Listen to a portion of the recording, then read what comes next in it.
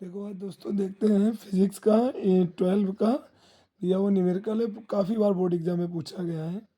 एक समतल वैद्युत चुंबकीय तरंग के वैद्युत क्षेत्र का समीकरण इजेड इक्वल 16 साइन ब्रैकेट के अंदर 500x प्लस 1.5 गुणा 10⁻11t वोल्ट प्रति मीटर है। तरंग के चुंबकीय क्षेत्र का समीकरण पूछा है, तो हम सबसे पहले इसकी बेटा कंपेरिजन कर लेते हैं, यानी इसकी तुलना कर लेते हैं। और तुलना किससे करेंगे?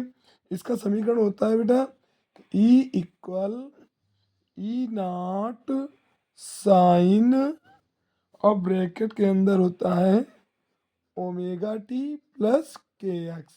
इससे हमने कल ही कंपेरिजन, इससे तुलना कर लियो। दिया क्या गया था?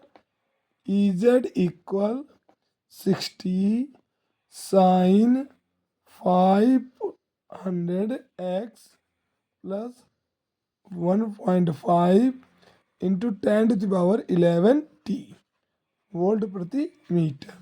अब इससे कंपेरिजन करने पर क्या हमको मिला कि ई नाट की वैल्यू जो है, यानी ये इसके इक्वेशन पे बराबर पे है तुलना करने पर, तो ई नाट का मान कितना आ गया? 60 वोल्ट प्रति मीटर। एक मान तो कंपेरिजन तुलना पे आ गया।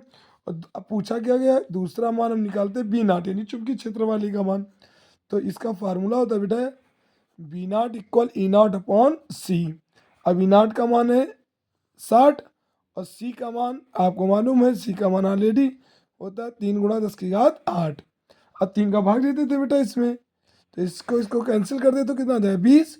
और बेटा ये ऊपर चला गया, 20 × 10⁻, कितना हो गया? 8।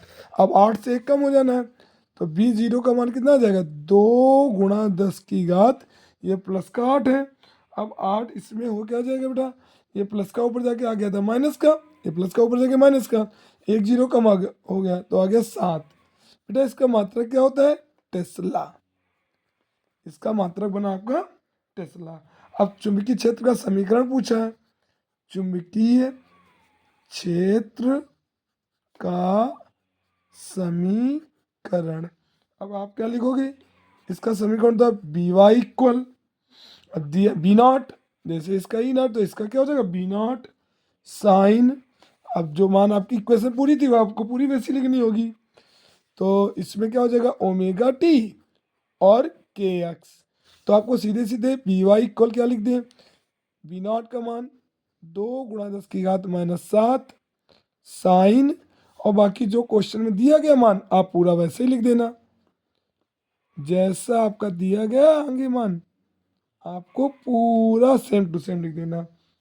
आपका सोल्यूशन आ गया। कोई प्रॉब्लम हो जो समझ में ना आया हो तो कमेंट बॉक्स में जवाब दें। थैंक्स।